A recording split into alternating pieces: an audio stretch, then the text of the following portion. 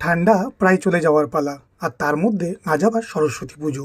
চলুন আজ একটু মিষ্টি মুখ করা যাক, তাও আবার নলেন গুড় দিয়ে। ব্যাপারটা বেশ ভালো না? তো আজ আমি তৈরি করব আমার স্টাইলেই নলেন গুড়ের সিমই। প্রথমেই চুলাতে কড়াই বসিয়ে তার মধ্যে আমি একটু ঘি দিয়ে সিমইগুলোকে একটু লাল লাল করে ফ্রাই করে নেব।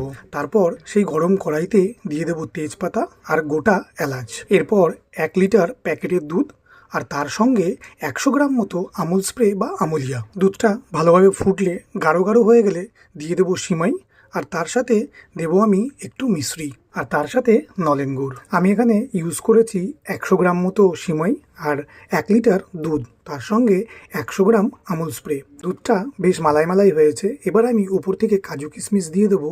তৈরি হয়ে গেছে আমার সিমাই।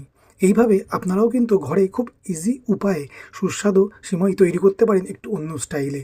এমনভাবে করে দেখবেন সিমাইটা ভীষণ ভালো হবে খেতে। এইরকম